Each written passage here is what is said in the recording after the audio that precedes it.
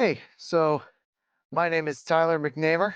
I am 20 years old and I have autism.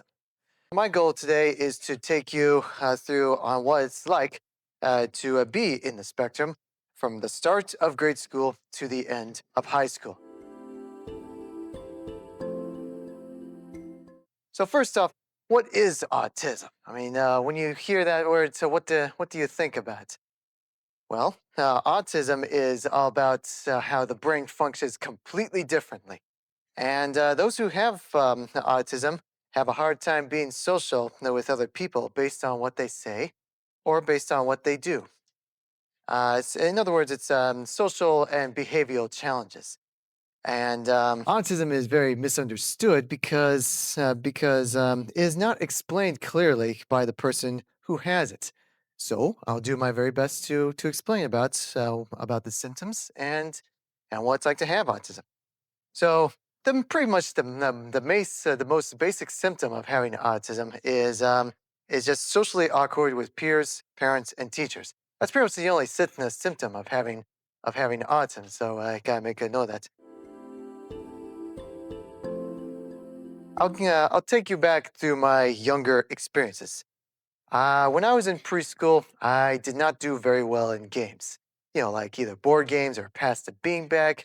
I was not really good at games because every time I played games, I've always wanted to win. That's what I think games are all about is winning all the time. And I would get so upset every time I lose. So I would just stand by at the corner and play with my toy pots and pans and watch the other kids play pass the beanbag around and games was pretty hard. It took me at least 4 years to realize that games are always about losing as well as always about winning. So the more you lose, the better you understand it. That's basically how I see it, anyway. And so yeah, it took me a while to realize about how to play with games. Another part about my young experience is that routine is very much important to me. Here, I'll give you another example. I'll give you an example on why I say routine is important. Every now and then in kindergarten, I would hang up my coat on a certain hook. It's like three spaces to the right. And I would say, hang my coat up on that particular hook. And every time that hook was taken, I get pretty upset, saying, "Hey, that's my hook. What are you doing? Don't play with my hook right now." So, so it was pretty hard. It was a pretty hard to figure out about the coat hanger and stuff. Had to overcome that sometimes the routine breaks every now and then. So routine is important. I just want the things the same. So even when I was little, I pretty much had 10 pieces of food every time. And then after like at least 10 or probably 6 years, I would expand from 10 pieces of food to 20 pieces of food and so on and so forth. I used to be not a big fan of sushi, but then the more I had it, the more it tastes so good. It's actually pretty much my whole family are sushi eaters, and it's time for me to be part of the sushi eating business. So, so and I'll give you another example about why routine is important. And So when I was in first grade, or actually when I was in grade school, as a matter of fact, I did not really think that you can play sports during the rain. I thought the rain is not a good time to play sports.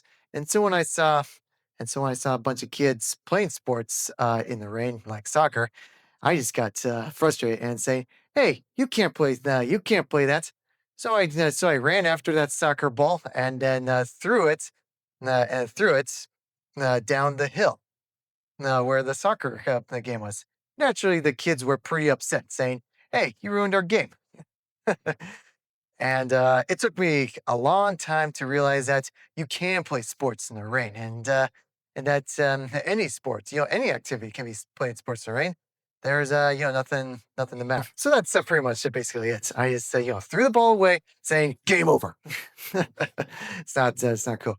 And like I said, it took me a while to realize that you can play sports in the rain. So that was my thing is that routine is important, and it's hard for me to overcome change, overcome new things and new experiences too, because I'm used to the same old experiences as well. And yeah, so it took me a while to learn about patience, and patience is one of the most important things that my parents and my teachers has ever taught me. One of the main things, anyway. So during my grade school, I had a hard time processing words and trying to get them all together. Say like I'll give you examples. Say like how progress bars that you see on the computers. You always gotta make sure the progress bars are all the way full. If You can't really have it halfway, because if the progress bar is halfway, then your computer won't really do very good. So it won't be very perfect as well. So with me, my progress bars is, oh, hello. We wanna be able to see you. Oh, I actually kind of like those balloons. Yeah, let me hold them for the next couple of minutes. Actually, I kind of like it there because I love plants. Anyway, where was I? So yeah, processing words was kind of difficult. I would have to wait a long time to figure out on what exactly to say on a certain sentence, and and if I don't process the words correctly, I would say stuff that makes absolutely no sense to everyone whatsoever. I can't give you an example because I can't really think of anything that's inappropriate, or that's uh, that's random, that people can't understand, because I have to process it. I have to process that random saying. Ain't that wild? so um, over the time, I learned how to process words correctly, and that's why I'm even doing these public speaking engagements, because I was able to process the words correctly. Yeah, finally, it took me a while, a little practice. I mean, everyone has practice, doing voice acting, or getting the script down and all that kind of stuff. I mean, that's natural and stuff. For me, it takes a little bit a longer time, and I gotta say, when it comes to processing words, I had to pretty much mostly be silent during my grade school years. The reason why I was silent during my grade school years is because I'm afraid I'll be blurting out a bunch of stuff, and people would treat me like like a big weirdo, basically, and stuff. So I had to be the silent protagonist in the video game, should I say? Because I love silent protagonists. You're gonna be seeing me doing that at least 10 times, so keep count.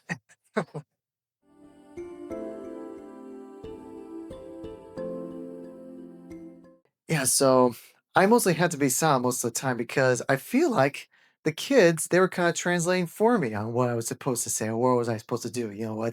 What games I like, what foods I really enjoy and stuff. And even though I do all these inappropriate stuff, such as throwing soccer balls away, or blurting out a bunch of crazy wild stuff, even doing the airplane noises every now and then. Um, at least I did some very good stuff that's acceptable and appropriate. And not a lot of kids really can really quite do that. See, here's an example. I would mostly give my students, or my classmates, flowers and little drawings, including them. And I even wrote stories with them included. As a matter of fact, in my book Population One, I included most of my classmates in the book too. But I did not name them, because I want to be respectful to respect people's privacy and identity. And yeah, ever since then, I just gave them flowers and drawings and stories, and that was very, and they were pretty grateful. It felt really good to have some grade school kids, even though they can't really understand what you're saying. You can still be silent, and people can try to understand what's going through your head. And of course, I had some help with the teachers as well. But to me, I think that was a pretty special experiences. I still love flowers. I mean, that's one of the main characteristics that you'll find in me.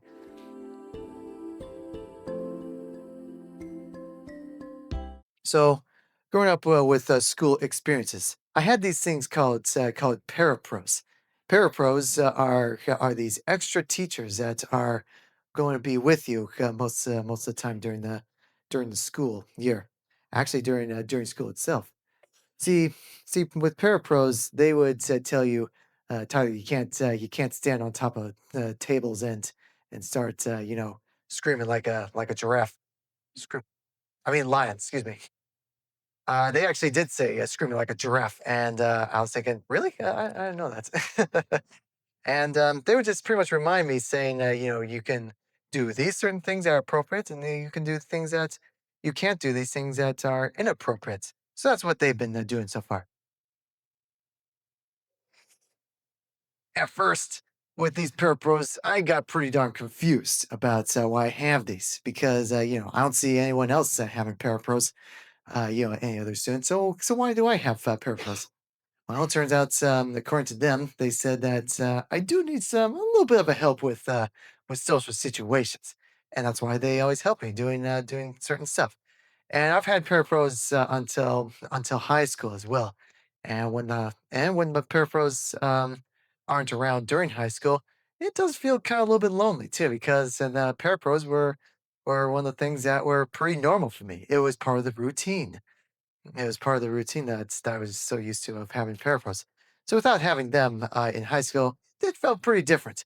And a little bit lonely, didn't know what to do, but at least I overcome it. It was a work in progress. That's all I can say.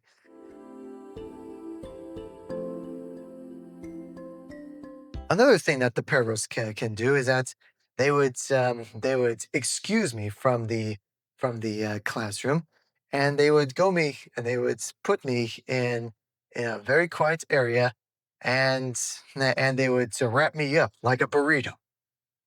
See, the reason why they do that is because a bunch of stimulus that goes on during the class, and I needed some time to relax.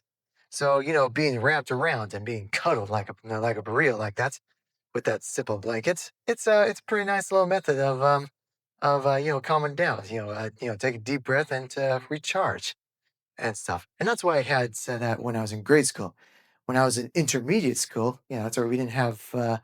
It was actually called an intermediate school, which is like fifth and sixth extra grades, intermediate school.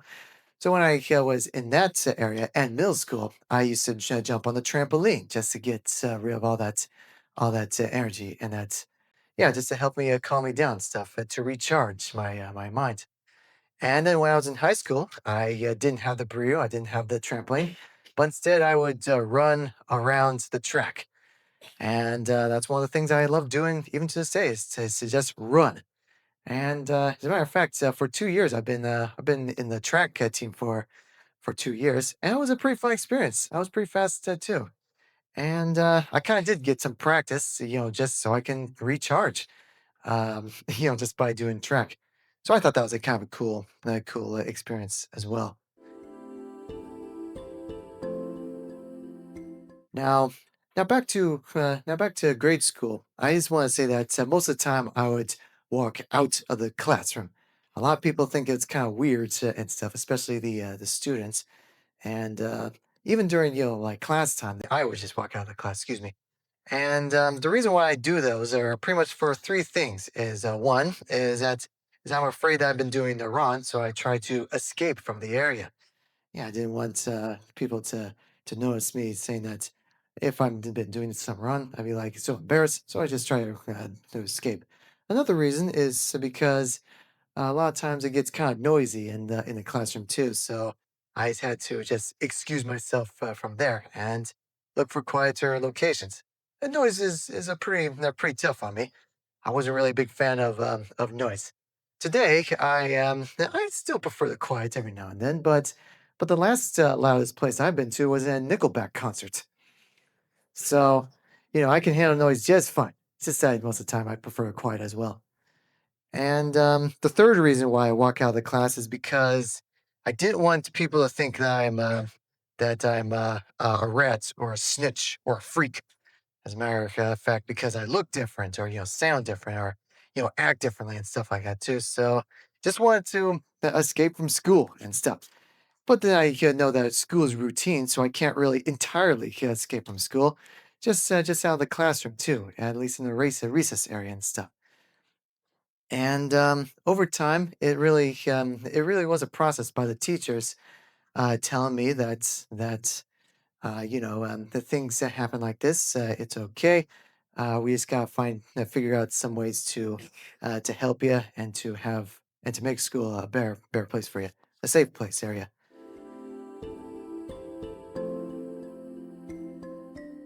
I enjoyed grade school very much. In fact, I enjoyed grade school so much that because I felt I was very accepted there. I didn't really talk as much, but they kind of was with me all the time. The schoolmates, we were getting flowers, trading lunch.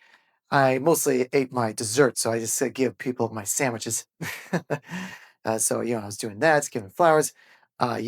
Being with them during team exercises at PE. It was a very fun experience being with those kids, and and uh, let me think. Yeah, I could not speak in their standards. Is basically what I'm trying to say. But ever since then, those kids they were a special part of my heart. That's why I even put them in my book as well. But like I said, the names aren't in the book just to be respectful. So so I just want to say that after grade school, things have kind of changed throughout intermediate, middle, and high school. Things change, and to me, I was never really used to change. Like that soccer ball story, I didn't really understood what was going on and what was different and stuff, especially with children who used to be by my side during grade school. New friendships involved with these kids. Now I'm saying that there's absolutely nothing wrong with having new friends. In fact, having new friends is a great thing. But, I'm just saying that my schoolmates that was with me, they're not as calm and patient and friendly or accepting as they were in grade school, and it was pretty hard to change to adapt. To me, I didn't really change for me because I kind of still liked soccer and playing music. I was kind of the same, during my grade school, but I was still, just a little bit more mature, playing, stuff that was age appropriate and stuff. And yeah, I gotta say, it was kind of a challenge too, to see those friends go away as the years goes on, and I felt kind of lonely too. Pretty much the only friends I had was just the teachers and the parapros, pretty much. I was pretty much mostly friends with the adults is what I was trying to say.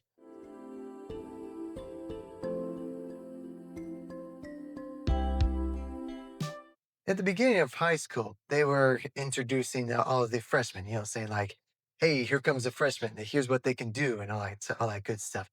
And the kids, that was in freshmen like me, they were saying, "Hey, Tyler, you should be over at the stadium as well." Because back when I was in middle school, or actually, since ever, I was actually a pretty good dancer, and I enjoy dancing. Dancing is one of my thing, and it's great stuff. And so the kids they told me, hey, you should go to the stadium and show us what you got. And so I did, but I went to the stadium at the wrong time because the senior students they said, let's introduce the foreign exchange students. And I went there during the foreign exchange students. I pretend I was American, which is okay. I guess maybe that's not foreign, but I didn't know what was going on. It was kind of confusing. And naturally the freshman students they were like, well, "What are you doing? You can't really do that. So what were you thinking?" And I'm like, "Wait, what? So that's not what I was supposed to do." So they sent me over to the middle of the area the second time. And they said something about dancing and stuff, but I thought I was supposed to be the judge of the dancing competition. So, even though I was a pretty good judge, at least I get to see a bunch of people dancing and all that kind of stuff too. And I went back to my seat again, and the freshman students said they were like, "You did it the second time. What is going on with you, man? Like, yeah, you're supposed to do it this way and such." And it was quite interesting. I was like, "Oh dear, man, I didn't even know." But but then later on, as soon as it was going to be the football, the first game of football, I decided to have a new audience, a new source of crowd. So I decided to leave the freshmen because they expected too much of me, and so what I did was I got my dark blue pants, my black and blue shoes, and a black T-shirt, and a black and blue button-up shirt, kind of like this one, except more street-like, and wore a black cowboy hat. And I went down the stadium where there was a football, and I started screaming at the top of my lungs. I screamed, "Goo!" And they said, "Spartans." That was our team mascot back in high school. And yeah, I was giving so much energy, being loud and dancing like crazy. I even did a bunch of breakdancing moves too with my cowboy hat too. It was pretty rad. And I got myself a new audience with the senior students. The freshmen, they kind of keep on taunting me, saying that freshmen and senior students don't get along. But I beg to differ. So the message here for this little story is that if you were to do something that shows a positive influence about anyone, even if it's the senior students who are like 10 times taller than me. I mean, these guys are cute. I mean, I was like one of the shortest people of the school. I just think it's still possible to make good friends with them too by doing something important, something exciting. And ever since then, I became the homecoming king. I was that. Yeah, thanks. So it was a pretty cool experience. And then after sophomore and junior, it kind of just faded a little bit stuff because the same senior students aren't there anymore. They're going to college or doing their own future and stuff like that. So it was pretty sad, and I was so grateful for their hospitality that I even wrote a newspaper article about them, saying "See you later, seniors," and glad that you're with us and stuff. And it was quite a good experience. I kind of cried because they were going. Uh, but that was actually turned out to be the second story that I've wrote a newspaper article. The first one was the first newspaper article, which kind of gave me the idea on how to write the book was about high school dances and how they should be clean and appropriate.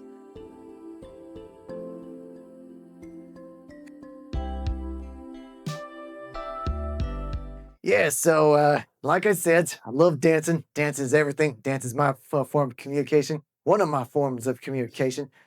And turns out I was the one man army when it came to dancing at my own style. And people can join me if they want to with being the senior students.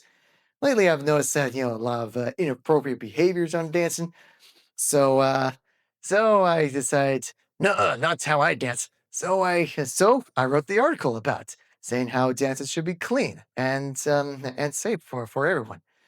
And after I published that newspaper article, I've naturally there's going to be lots of backlash by a bunch of kids. In fact, even yeah, in fact, even that's when I got more bullies coming out my way too after I wrote the article. But the cool part about it is that I even got senior students to defend me, saying, "Man, that was super brave of you to do that, in front of a bunch of people who love to dance a certain way, and you decided to just take the bull by the horn." And that's what they said to me, and I felt internally grateful now for that. I was never really afraid to do the stuff that could be an embarrassing moment because throughout school, I've been doing so many embarrassing moments throughout my whole entire school life. At least 3,000 of them to be intact. blurting out random sayings and doing stuff inappropriate like standing on top of stages or tables, and even throwing food around because I didn't really like them. So I was like, "What is this? You piece of garbage!" That's what it was kind of. Yeah, I kind of started food fights back then, even though I didn't really mean to. And so these were are kind of little examples on what it's like to be embarrassed to do something extremely different, and you can choose to say if it's if it's good for you to do this experience, or if it's an embarrassing moment to do those experiences. Bad experiences as well too. It's one of the things you gotta monitor. You gotta make notes of yourself. So so that's one of the reasons why I wrote the article. I was never afraid. I Even if I were embarrassed, I would know what it'd be like, what it's like to have that moment.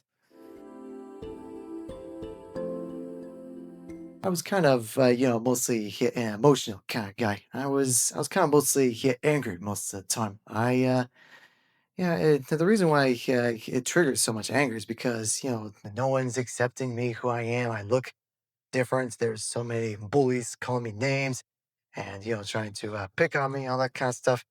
It's pretty hard. Another thing I was angry is because people who don't understand, and I'm not really used to change or new things. And when routines are broken, uh, you know, like um, like for example the hook example. When routines are broken like that, putting it on the same hook, it gets pretty frustrating as well to me anyway. And that's what a lot of people think. Saying, "Hey, man, you're kind of a freak. What's going on with you? What's wrong with you? You'll never be like us." That sort of thing. And yeah, it was kind of emotional, and didn't really make me feel good. It made me so angry that I would do inappropriate stuff, such as butting heads with others. I kind of had a hard head back then, still do to this day, and I would do it not just because of anger, but to me, I thought it's a way of shaking hands, just butting heads with other people. And so yeah, with the anger stuff, I would just butt heads. I would kick chairs, throw playing cards around, and I had many fights going on. It was not a good experience. I would even pounce on people during a fight and then scream during a beatdown. It was definitely not the most fun the moments of school. In fact, I don't really like them. It was pretty tough, pretty hard, and especially when things aren't supposed to be angry, like broken routines, or having patience and stuff. Yeah, so one of my least favorite school subjects was leadership. In the leadership category in high school, I really wanted school to be fun for everyone. I wanted to include everyone into the picture. So one of my things was to write down a long list in red marker, because that's my favorite color. In red marker, 123 things that we can do for school to make it pretty rocking. Here's one example. Make a talk show in front of the lunch. Like Jay Leno and stuff like that. So too, you can just do a talk show. Have celebrities, quote unquote, like the track star or the football quarterback, all that kind of stuff, and have a little talk show. You can play, poker, or have a water balloon tournament. Because I don't know, why not? Having a water balloon tournament, having poker, all these different things I wrote on this large list, and no one else in the leadership really saw this list on what to do to make school a lot more fun. Even doing flash mobs because I love dancing. And yeah, still there's nothing. So at the end of the school year, I got so darn upset that I threw my playing cards at the wall, even dented the wall. Surprisingly, too. Those are hard playing cards. Yeah, and yeah, I got so upset because no one really heard my voice, heard the 123 things. The reason why I put 123 things is because I wanted to see the 1, 2, 3. And that's one of the things I wanted to see, just to keep it equal and fair. And it was pretty tough, but I was glad that that the leadership teacher, he said, if a lot of people are like you, then school will be a lot fun place. It will be a very fun place. I say, yeah, still is a pretty touching moment. Said that he said that to me because it's the kids that run the leadership. It's how to prove yourself that you are the leader. The teacher is just giving you some examples and stuff, or some tips here and there. But no, it's the students that do the leadership. They need to learn how to know what it's like to be a leader and stuff. And leadership requires lots of teamwork too. And when you leave out someone uh, who who is trying to help, just leave out one person who's just trying to help. It's not really a good example of leadership. You're supposed to right. You're supposed to include everyone in the leadership, and that's what it's like to be a part of a team. So at least so it wasn't really quite the best experience for me on that stuff. One of my favorites s- classes is language arts. Because I wrote the book, wrote stories, and language arts was one of my favorite subjects. And it was a great moment. I think that all the school classes are equally important. It just requires a lot of skills, and know if you're really good at, and you see what you can do to make learning a lot of fun. So that was my experience about those things. Now now during school, I learned this very basic table. One that says appropriate behaviors and the other that says inappropriate behaviors. That sounds very basic, right? I mean, you would know. For me, I kind of had a tough time knowing what was appropriate and what's not appropriate. I'll give you another example of what's inappropriate for me during high school. I actually went to the football stadium and went up to the announcer's room and played Def Leppard on the intercom. Security went in, and being the track star, I ran as fast as I could. I didn't learn my lesson back then because I did the second time. Instead of not playing Def Leppard, but I decided to announce the game, who's playing who, and all that good stuff, saying that's a beautiful day. And I was going to say, hey, advertise my book, but it wasn't even published yet. So So I did that, and then the real announcer guy showed up, and I was like, "Gotta go." I'll give you one more example similar to this. So I love music. I love dancing, as you already may know. And then I saw the DJ turntable. There was no one at the DJ turntable, so I said, "This looks like a job for Tyler." So I played a bunch of interesting new songs that people haven't really heard of before, like Captain Jack. He's one of my favorite bands. Not a lot of people heard of Captain Jack, but to me, I think he shares some. He has some pretty cool, fun, dancing music. And then the real DJ guy came in, and so I just pretty much hid in the shadows because it's all dark and because it's all dark, full of lights. It's kind of just fun to just sprint out of the way and then just hide in the shadows. Kind of a cool experience. So anyway, with appropriate and inappropriate behaviors in school, I've had a bunch of that stuff too. Like inappropriate, don't. There's a long list saying don't do this. Appropriate saying you can give flowers to people. That's still appropriate behavior. And I had a long list of certain things depending on certain situations. If you're at the football game, if you're at the restaurant, if you're at school, if you're at the cafeteria, all these different scenarios that you're in, and we would go through what's appropriate, what's not appropriate, and yeah, it's slowly kind of that made me learn about the different stuff that are appropriate and what's inappropriate, and uh, and it kind of gave me a general idea on on what to do on these certain situations to be like everyone else. Not necessarily be like everyone else, but to have appropriate behavior like everyone else. See, there's a little difference there. So, what's it like growing up? I would say that growing up, it takes a while to understand certain things, and it takes a while to learn. But evidently, you are going to mature, and you are going to process words correctly in your own saying. I mean, that's why I'm doing public speaking engagements because I was able to process words a lot faster than I was a long time ago, and I had to embrace change a lot. Although, especially like especially like the soccer ball thing. That's all I can think of so far. That you have to embrace the change or the hook thing. Things change over time too. Even the soccer goalpost had to be moved because it was in a certain location that didn't work out. So I was saying, "Hey, what are you doing? Put that back." And but then again, you can't really have a soccer game when you have two goals facing this way.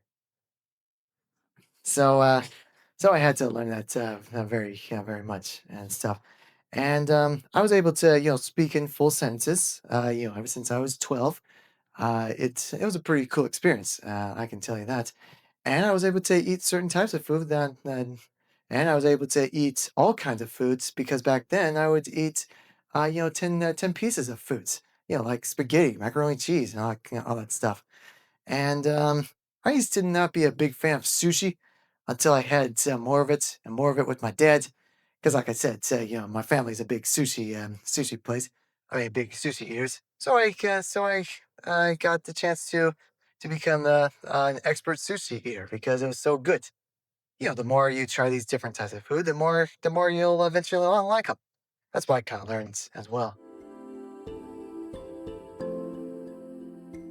Public speaking engagements aren't really the first times I've done many performances. One of the performances I did was being this person known as the Cajun Man.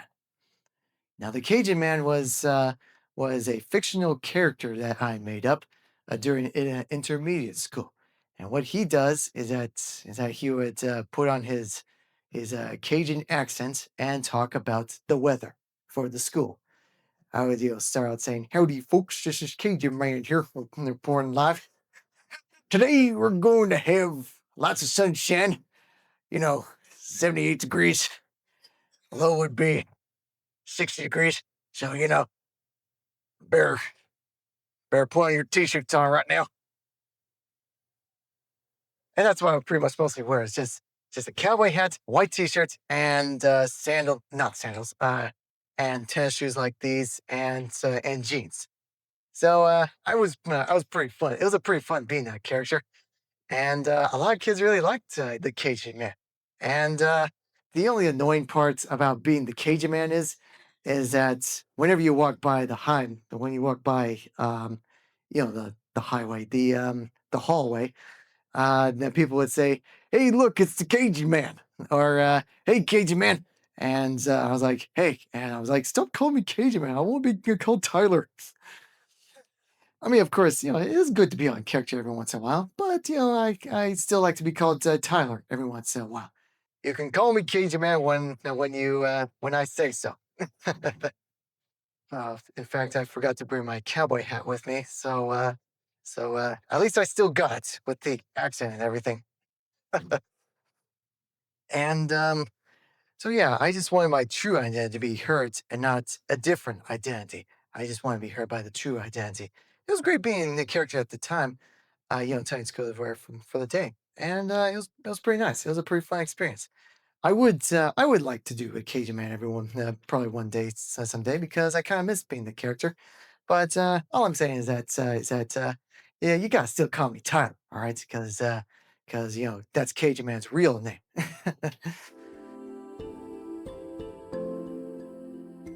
Why the quietness? Why do you like being quiet all the time? Well, for me, agitation brings agitation. Relaxation brings relaxation. That's why I kind of like to see it from my perspective because because it's true when things go crazy, a lot of noises and busy things going on, the brain all of a sudden kind of just explodes, and that's when you start screaming and doing a bunch of weird, crazy, freaky movements that you do too. So it was just time for me to have a break. You gotta have the quietness and stuff. Have the quietness every now and then. Like I said, I still prefer the quietness today, but I can, but I still manage to overcome the noise. And having the quietness is pretty nice. That's all I can say too. Now, with that, I would like to note at least four people who are diagnosed with either Asperger's or autism. I would like to say that Wolfgang Amadeus Mozart, who was a musician back then, he was treated for having Asperger's. He was kind of odd. Well, always wears these little wigs. I think the wigs are kind of cool, but musical genius. I mean, he wrote a bunch of cool classical composers back then, and yeah, he was well known for back in the day. Another one that's been diagnosed with Asperger's is Albert Einstein. I'll tell you a little quick story about the man behind E equals MC squared. So when he was in third grade back in Germany, it's he was around in a very serious school. A lot of kids they don't really smile as much, and when they took his their group picture or class photo, Albert Einstein was the only one in the audience that actually smiled. And I just think that's kind of interesting though too, especially given his background too. He probably was, a little bit different. In fact, even in his biography, he was, treated a lot different too, because he couldn't really pronounce words, back then, even if he tried to. And even during his later years, he was kind of a little slow on speaking as well, and he was kind of socially interesting too. I mean, like I never actually seen a scientist sticking his tongue out in front of a camera. It's kind of a cool shot. I think I really enjoy that. But he's super brilliant. He's a teacher, and yeah, he brought a whole new meaning to relativity and new equations for science. So I thought that was a kind of a cool experience for him, no matter if he's different or not. There's another person that could be very common today is Tim Burton. He's a artist and a movie director. And if you can see him, he kind of has a little crazy wild hair every now and then, and he could be a little a little dark, a little mysterious. Depending on if you look at his artwork too, it's kind of out there and full of mystery and darkness. But he was diagnosed with having Asperger's. He was a genius with his art and with his movie directing, and there's a lot of people who enjoy his work and stuff, no matter if he has Asperger's or not. And finally I like to name at least one more person that's been diagnosed with autism, and that's this man known as Satoshi Tajiri. Satoshi Tajiri, not a lot of people know about him. Whether I think super fans of his work should know about him, because Satoshi Tajiri was the creator and founder of the series known as Pokemon. Yeah, that's right. So I'll tell you a little background story about what it's like for him when he was little. See, little Satoshi, he was a big fan of the arcade games. He loves video games and was not really a big fan of school. He really hated to school so much because kids they would kind of just make fun of him just by how he looked and just by his crazy actions going on. And one of the things that he loves to do besides playing video games is to catch and collect bugs. So, catch and collect bugs, which kind of inspires the whole, gotta catch them all, gotta catch all these little monsters that you collect during the Pokemon series, which kind of, yeah, relates to his childhood, collecting bugs and all that good stuff too. And he was a doodler back then. He kind of had these little crazy, weird ideas based on different stuff. And so, Nintendo called saying, "Hey, I like your idea. Let's make a game of it." And that's how Pokemon became a reality. Is these crazy ideas, and it became such an incredible idea for people who are big fans of video games. And so with that, I feel like super fans of the Pokemon series should get to know a little bit more about the man behind the Pocket Monsters. And that's why I think it should happen too. Just a little background check on the origins of the series. So I think these four people that I've noted are pretty a very nice inspiration on what they've done to the community, to the world, and to the field of entertainment. Like I said, I was silent because I was just a little bit more focused. I thought in different ways. I had time to figure out what was going on. Like with people's sentences, and I can process the sentences very good, but I can't really quite reply as fast as people do. So it takes me a little while to realize that. So that's why most of the time I'm just silent during the school years. And so that's why, but I'm not as silent anymore. I mean, sure, I like to be quiet every once in a while, but I can only speak when it is very necessary too. So that's why I see when it comes to being silent. So how I've changed over the how I changed over the years. So I've changed very much. Like I said, it's a process with having autism. People can process in different ways.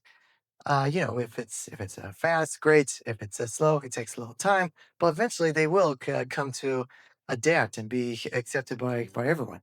It takes a little time, but for me, I think acceptance don't have to have a time limit. It can be done right now. So that's why I think when it comes to change, how I've grown up. I mean, like I can still eat and drive cars and do laundry. I mean, I can do a whole bunch of stuff that anyone else can do. For me, I still have a little trouble processing words here and there, but not as bad as what I did like 20 years ago or 10 years ago. Excuse me. So so with that, I like to I can't conclude so with this all the way down. So in conclusion, I propose that we should find your unique ability and show it off to this world. It can be writing, it can be artwork, it can be field of science, it can even be a whole bunch of entertainment. Because who knows, maybe you could be the next Pokemon master. So so with that, I would like to leave off with a message I want you to remember, and that is to never diss your ability because it's not a disability because everyone has disabilities. It's not a disability. It's a unique and extraordinary ability. That's what I like to put right there too. My tagline shows that to change your disability to make it an extraordinary ability. So never diss your ability. And I just wanted to and I would like to, say thank you for letting me be here. And I'm so happy to have the privilege to be here with you today. I'm so excited that each one of you have the ability to find your own extraordinary ability. Thank you.